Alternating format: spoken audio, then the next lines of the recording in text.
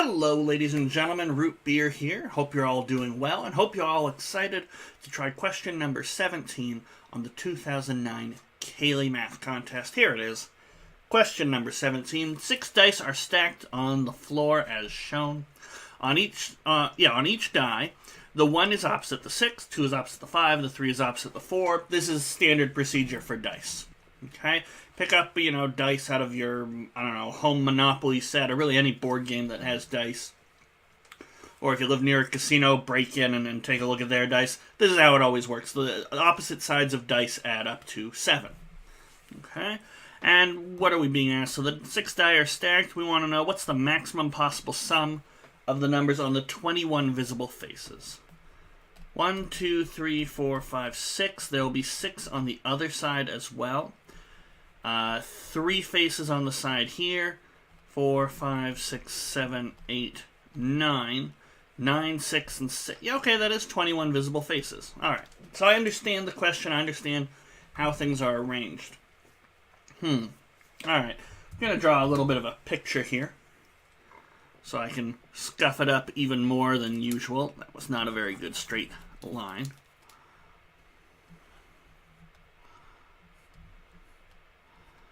Now, I'm not immediately drawn to a particularly slick way to do this question.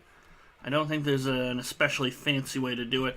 I think we're probably going to have to just look at each dice in turn. And okay, so one instinct might be, well, let's take a look at this top die. Let's call him the green die. And we might say, okay, the green die, how can I make... I'm going to color the other die while I talk so I can talk about, say, the purple die and things like that. But you might take a look at that green die at the top and say, all right, we want to have it show the largest possible sum. Well, the 5 faces of the green die are... Well, 5 of the faces of the green die are visible. Let's use yellow here. It's only the one that's resting, the one that's the side that's pointing down that is not visible. There we have a nice little rainbow stack here. But our green die, the only thing that's not visible is sort of this imaginary inside bottom face. And if we want to maximize the sum of the visible sides, that's the same as minimizing the sum of the hidden sides. Well, in this case, we say sum of the hidden sides, there's only one side that's hidden. So we want to make that as small as possible, and then by default, whatever's left out is as big as possible. So if I'm imagining rotating and orienting this die, what's the smallest possible number I can get on a single side? 1. So we might say, okay, the top one, it'll have a 6 on top and a 1. I don't really care where the 4, 5, and 4 and 3 and 5 and 2 are located, because they're going to be visible. And if you jump into conclusions, you might say, aha, that maximized thing, we'll just make all 6 die have this appearance. Okay? But I don't think we're going to need the same thing for each die. Okay? Nor do I think it's as simple as just saying, let's maximize by putting 6s on the outside here. Because if you put 6s here, you have to remember what's going to happen on the other side. It's going to be 1s everywhere. That's not going to be the best. Not necessarily. We want to try and, if anything, we want the fewest number of 1s showing. But as I say, I think we're just going to have to look at each die individually, which is why I've labeled them.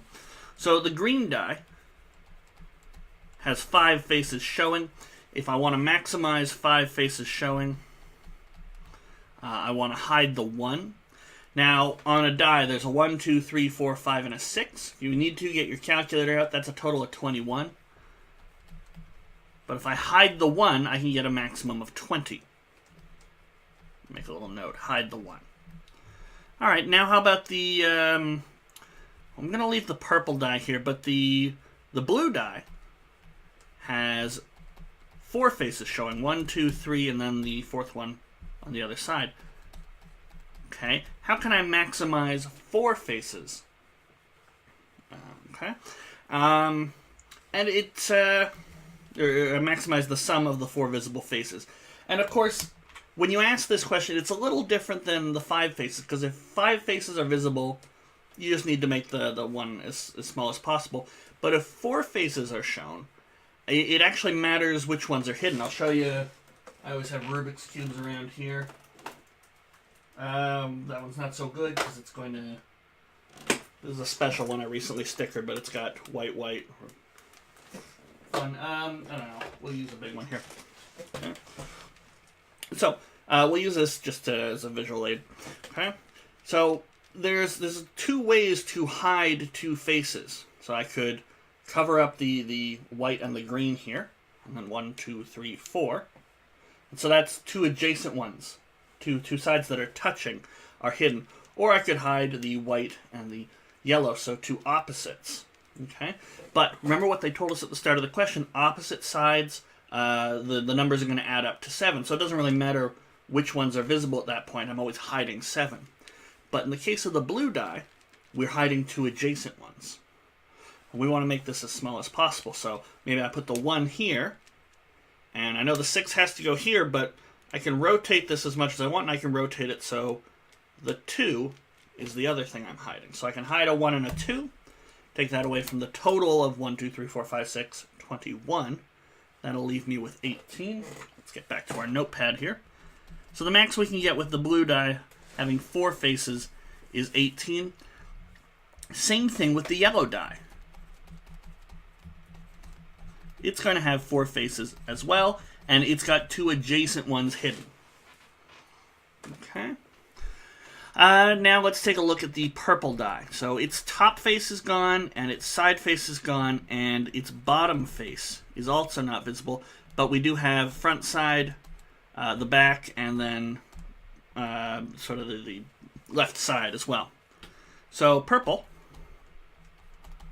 and orange as well both have 3 faces. And just like with the 4 faces, and, it helps to visualize, but there are a couple ways to not have 3 faces. Okay? Do I grip like this, and then I've got 1, 2, 3 in sort of a row or sort of a C? Or do I maybe grab a corner? Okay? That's entirely possible there as well. But in this case, what's happening is top face, bottom face, and the right side faces are all being grabbed. So we've got 2 opposites, the blue and the green here, and I've got my orange. Okay? So the 2 opposites, I know they have to add up to 7. I can't change that. So there's always going to be 7 visible front and back, but it's this left side, this orange side that I have control over, and I want to make that as big as possible. We'll make that the 6. So that'll be the 6. We'll hide the 1 here, and then it doesn't matter, 3 and 4 on the back, 2 and 5, they're going to add up to 7. Okay? And the same is true for the orange. Okay? It's only showing 2 opposites and then 1 side, so we'll make that 1 side 6 to make the sum as big as we possibly can. Okay? So 6 and 7, that's 13. So both of these, you do 13. And then, what's left with our good friend red here? Well, turns out the top is blocked, the side's blocked, the bottom's blocked, and the other side's blocked. It's just 2 opposite faces. Okay, if it was, 2 adjacent faces, we could probably arrange it so the 6 and the 5 were there.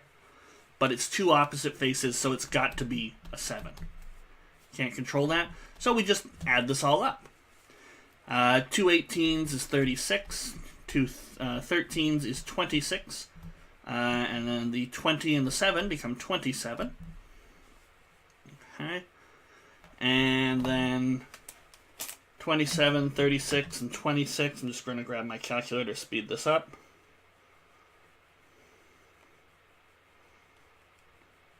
That's a total of 89. So 89 is the largest sum I'm coming up with here. And there's 89 right there. C. Because we went about it in a logical way, I know that you're not going to get 96 or 91. I've maximized things. I've taken each individual die, and I've gotten the biggest I possibly can out of it. Okay? So it took a little while, and I did need my Rubik's Cube prop, which I'll now put back. And, you know, I do occasionally make reference to, well, sometimes you can bring a prop or two, but, you know, you got to check those sorts of things with your main proctor. Having flipped our notepad, we're going to move right along in the next video to question number 18, and I will see you guys for that next time.